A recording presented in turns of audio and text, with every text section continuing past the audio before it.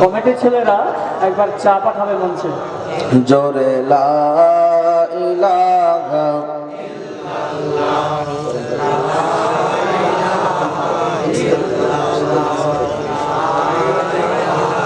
পাগল মোহন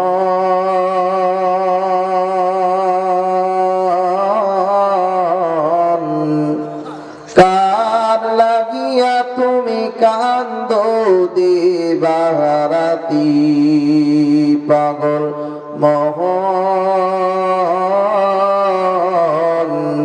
কার লাগিয়া তুমি কান্দো দিবারাতি তোমার কে বায়াপন অনন্তকাল রে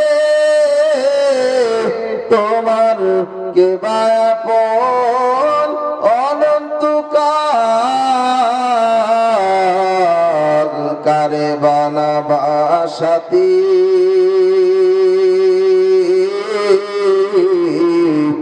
কার লাগিয়া তুমি কান্দো দিবারাতি লা ইলাহা ইল্লাল্লাহ লা ইলাহা ইল্লাল্লাহ লা ইলাহা ইল্লাল্লাহ জোরে লা ইলাহা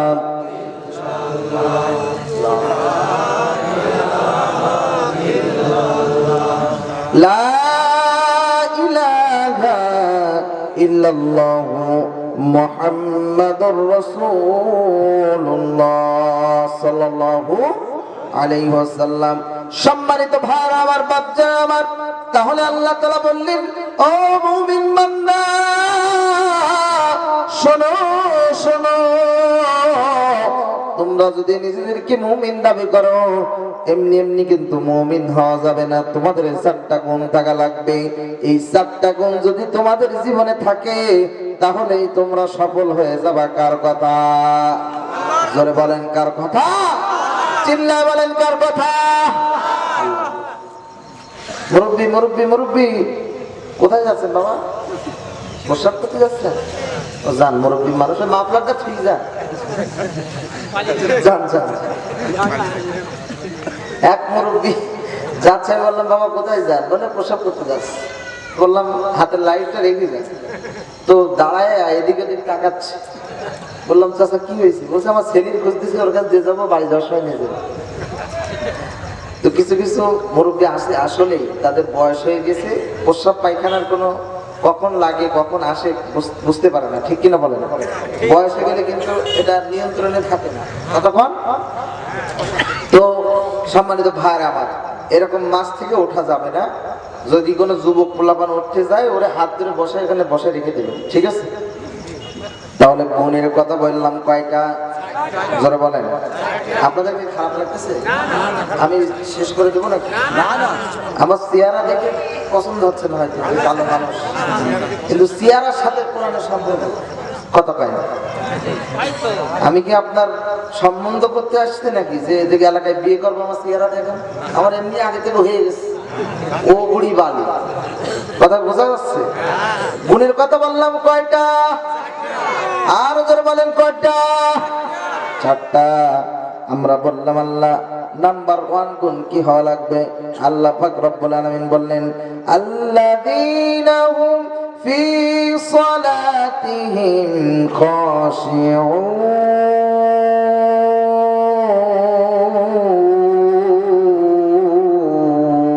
জোরে বলেন আল্লাহু আকবার। আল্লাহ পাক রব্বুল আলামিন বললেন, বান্দা শোনো শোনো, আল্লাযীনা হুম ফি সালাতিহিম খাশিউন।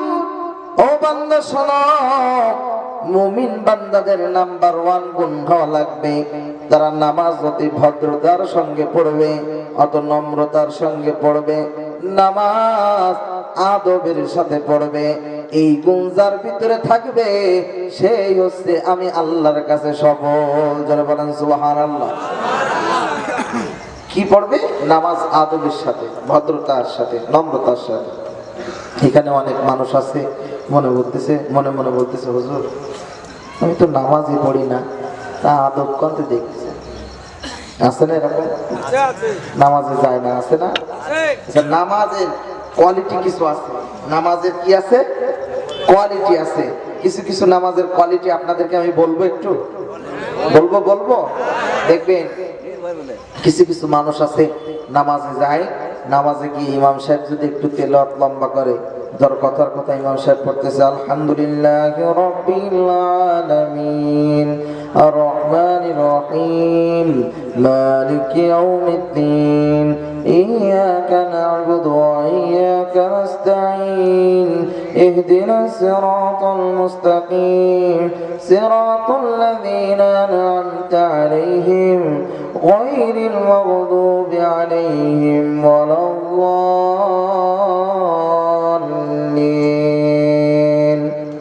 أفتطمعون أن يؤمنوا لكم وقد كان فريق منهم يسمعون كلام الله।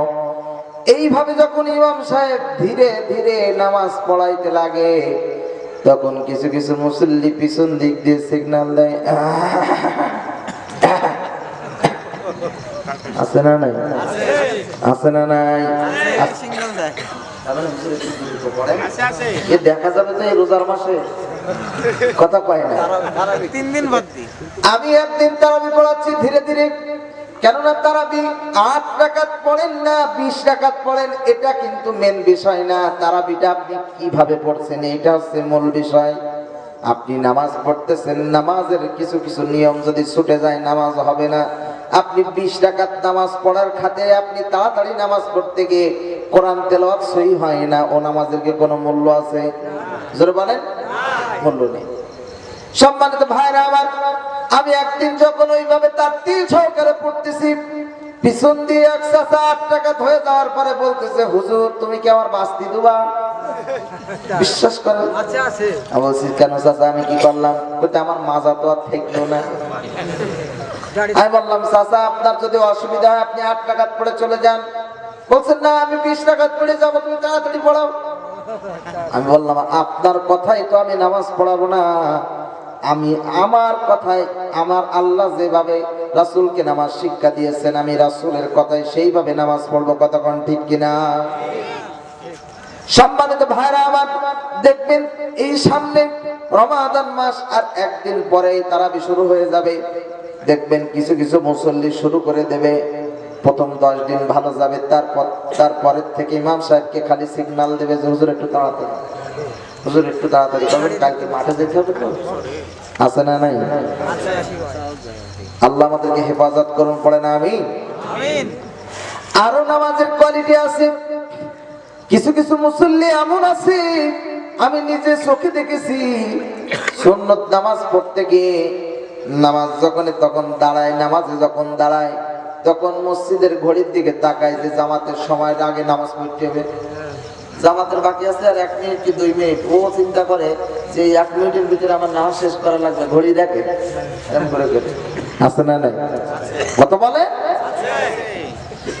শুধু তাই নয়, কিছু কিছু মানুষ আছে লোক দেখানো নামাজে যায়, সারা জীবন নামাজে যায় না। যখন ছেলের বাড়ি থেকে ছেলের শ্বশুর আসে অর্থাৎ বিয়াই মশাই যখন আসে তখন বিয়ার সাথে নামাজে যায়। কথা পায় না, না গেলে তো বিয়াই মশাই জেনে যাবে যে ও বেটা নামাজ পড়ে। সম্মানিত ভাইরা আমার, শুধু তাই নয়, এমনও কিছু মুসল্লি পাওয়া যায় যারা নামাজের ভিতরে গিয়ে এই দাঁড়াইছে, যদি একটা মশাই কামড়ায়, মশা মারে না? আর আপনি একটু চিন্তা করেন, রাসূল সাল্লাল্লাহু আলাইহি ওয়াসাল্লামের জামানায় সাহাবীরা নামাজে দাঁড়িয়েছেন, নামাজরত অবস্থায় তাদেরকে তীর নিক্ষেপ করেছেন বাতিল শক্তিরা, যারা ইসলাম বিদ্বেষী তারা তীর নিক্ষেপ করেছেন। পিছন দিক দিয়ে তীর নিক্ষেপ করার কারণে সামনের দিক দিয়ে বেরিয়ে এসেছে, তারপরে নামাজরত অবস্থায় তারা কিছুই বুঝতে পারে নাই। সুবহানাল্লাহ। তারা নামাজে দাঁড়িয়েছে, নামাজরত অবস্থায় এত পরিমাণে নামাজে দাঁড়িয়ে আছে, দাঁড়ানো থাকানো অবস্থায় তাদের পা গুলো ফুলে গেছে দাঁড়ানোর কারণে। আর আপনি আমি কি করি? আপনি আমি 2 মিনিটের ভিতরে 4 রাকাত শেষ। কথা কয় না? 2 মিনিটের ভিতরে 4 রাকাত নামাজ আপনার আমার শেষ হয়ে যায়। নামাজের প্রতি এত অবহেলা। কিন্তু যে নবী জীবনের শেষ মুহূর্তে, যে নবী যখন মৃত্যুবরণ করেছেন, আমাদের হযরত মুহাম্মদ সাল্লাল্লাহু আলাইহি সাল্লাম, উনি ওনার জীবনের শেষ বাক্য যেটা ছিল সেটা হচ্ছে as-সালাত as-সালাত, অর্থাৎ নামাজ। এই নামাজ আপনি যদি 5 ওয়াক্ত নামাজ পড়েন, আপনাকে আল্লাহ তাআলা 50 ওয়াক্তর সওয়াব দেবে। কয় ওয়াক্ত? 50 ওয়াক্ত। আপনারা অনেকেই জানেন নামাজ কিন্তু আল্লাহর পক্ষ থেকে বাজেট হয়েছিল কয় ওয়াক্ত? যারা বলেন 50 ওয়াক্ত। সম্মানিত ভাইরা আমার, আমি আপনাদের নামাজের ব্যাখ্যা দিচ্ছিলাম। নামাজ আল্লাহ বললেন যারা নামাজ অতি ভদ্রতা নম্রতার সঙ্গে পড়বে তারাই সফল হবে। তাহলে 1 নাম্বার গুণ যদি আমরা লক্ষ্য করি, এর ভিতরে অধিকাংশ মানুষ এই গুণটা তার ভিতরে নেই। আছে এরকম? 1 নাম্বার গুণ হচ্ছে আপনাকে আমাকে নামাজ আপনাকে আমাকে ধীরে সুস্থে পড়তে বলেছেন, এইটা অনেক মানুষের নাই। কিন্তু বিশ্বনবী জনাবে মুহাম্মদ রাসূলুল্লাহ সাল্লাল্লাহু আলাইহি ওয়াসাল্লাম মসজিদে নববীর ভিতরে ঢুকে গেলেন। ঢুকে গিয়ে দেখলেন এক সাহাবী নামাজরত অবস্থায় আছে। নামাজরত অবস্থায় তাকে দেখে নবীজি দাঁড়িয়ে গেলেন। নবীজি তার নামাজ শেষ হলে বললেন, সাহাবী তুমি আবার নামাজ পড়ো। তিনি আবার নবীর কথায় নামাজে দাঁড়িয়ে গেলেন।